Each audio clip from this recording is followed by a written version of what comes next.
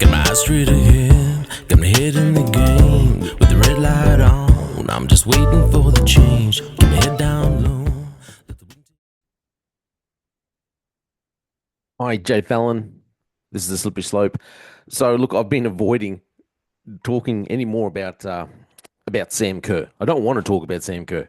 Reading, listening to the footage, it's frustrating. As a former police officer, I sit there going, man, these fellas they had so much patience because her the amount of times that she was disrupting them, swearing at them, the language she was using toward them was just absolutely disgusting. No one deserves to be sitting there being abused the way they were. Okay, and just by a drunken fool. But this is the job of so many times by with police officers, they have to sit there and listen to drunks. The problem is, well, usually drunks start to sober up along the way, start to realize you can usually. I used to find anyway. You kind of see it. You could tell that they were starting to sober up, and they were starting to think a little clearly and thinking, well, yeah, I've kind of gotten myself into a bit of a jam. I really screwed up here, and it was all because of my drunken behavior. You could see the switch flicking. However, with Sam Kerr and her, I think it's what you call a wife. Um, these are two females who obviously, they play football for a living. They kick a ball around, so they're not the brightest sparks, I would say. It doesn't take that much. It takes skill. I'm not saying she's not skilled, but they're not brain surgeons. But uh, the kind of person, the kind of personality that it takes just to abuse people like that, to have that kind of language, to talk down to people with such arrogance, and then still come out thinking you are in the right, trying to justify your actions. Well, she's saying, well, she's got a friend saying, well, she's speaking to power. She felt like she was in a situation where the officer, all because he was white, is white. Well, then he is in a position of power. Uh, just crazy. The slippery slope to annihilation is living in your own self delusion, believing your own lies, telling yourself, well, this is my truth. This is my truth, believing that your truth is the truth. And then you'll find yourself one day just sitting there going, what on earth went wrong? Because everyone else knows that your truth is not actual truth, but you're just living in your own delusion. And then when you come to the end of the road and you're realizing suddenly that, well, everything you've been telling yourself has been a lie, but unfortunately for so many people, I think like Sam Kerr, it ends up too late. They have this realization too late. She comes across as a spoiled little brat, quite frankly. Listen, I'm going to put up a little bit of the footage and just picture this for a second. Instead of a little female, a little Aussie female with, I don't know. I'm assuming you would call her, if you were politically correct, you'd call her like a brown, but she's more of a grey, very pasty, not a nice colour. Um, I assume because she's been living in the UK, so she's lost any tan. But put it, let's change the context of it. You'd put a white male football player sitting there, drunk, abusive, talking to a police officer instead of a male white police officer, a black female police officer. And imagine if he said to that, the white Chelsea football player, male, says to the black police officer, you're stupid and you're black. Oh my goodness. There would be Chelsea Football Club would have been standing up, speaking out against this kind of racist behavior. We do not condone this behavior. We do not accept it. They would have stepped the football player down, while they investigated what happened. There would be such outrage from the media, such outrage from all the usual suspects going around, and he would have been kicked out. Australia, Albanese would have been standing up. Imagine if it was a white Australian football player that was doing it. Albanese would have been standing up in the media. Oh, this is disgusting. We expect more from our football players, but it's not. It's a tiny little girl who, I don't know, has never been taught that, how to be nice to people. Just going by the way she behaves, she wasn't taught, well, this is how you should behave. This is how you should treat other people. That's what it would seem. Oh, well, you've got a bit of money and a bit of fame now, a bit of respect and a bit of power, so you can obviously just treat other people however you want. Let's check out this video. It's just so, like I said, imagine it's not a little female talking like this, but it's actually a big white dude talking down to a black police officer, female police officer. And what do you think would happen? Okay, so this footage came up on the ABC News. I'll read through the article a little bit as well, but let's just check out this video. You're telling us to pay $500 because of the damage. We couldn't get out. But we couldn't get out. No, we could not get out of the car. Listen to the recording. Okay. We want to go to court. Listen to the recording. That's Sam Kerr. All the people in the world. Okay, and what's your name? My PC level. Yes. And like that's what I'm saying. Do you believe a taxi driver? Are you doing this just over a job? Is this? Do you believe a taxi driver? Like, how could you believe just a silly taxi driver? I would bet you the taxi driver is probably not a white fella. The taxi drivers, I'm just guessing. I'd love to know what nationality, what color of skin, seeing that this is all, she's making such a big deal about it all. I'd love to know the color of his skin. What's the nationality? What does he identify as? I'd bet you he's not just I bet you he's he's probably a different nationality. Anyway, keep going. But how arrogant of Sam Kerr. Anyway. This is my job. Are you saying you have to pay £800 or £50? No, he would not let us go. Right, if you listen to me, rather than talking at me. Okay. All right. As it stands, let me listen. What you've told me doesn't substantiate any offences. Tell me the offence that he's committed. He would not let us go. He was taxi driver. He was holding us hostage. He was holding us hostage. He was holding us against our will. But he's driven you to a police station. Because we couldn't get out. He wouldn't let us out. Can you please track his surroundings after how long?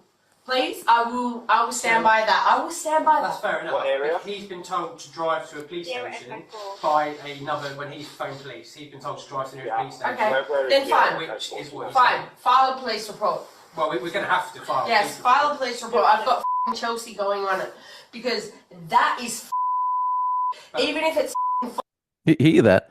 Because I've got Chelsea. I've got effing Chelsea going on it. The narcissistic. But do you hear what they're saying there? They're trying to make out like the taxi driver did something wrong. The taxi driver, first off, one of the girls, I believe it was actually Sam Kerr, they're both drunk. She threw up in the taxi. You got vomits in the taxi. He's telling her, the taxi driver is like, hey, you have to pay a cleanup fee for this. I mean, he can't go around picking people up when he's got vomits in the car.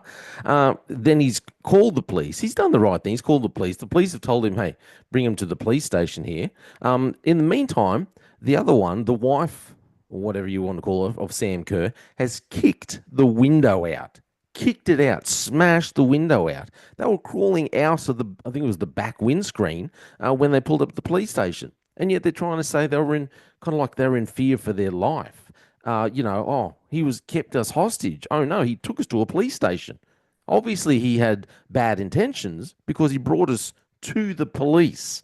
This is the craziness. This is the way drunk people think. But the problem is, you'd think, like I said, normally, whenever I dealt with drunk people, they eventually start to sober up and realize the craziness in their speech. But these two are too arrogant, too lost in the delusion, the illusion of their own superiority. And they think they just want to continue on with it, even after all this time. They think they can justify this because they're speaking their truth to power. 5 meters or 10 meters. He did not. He was absurd.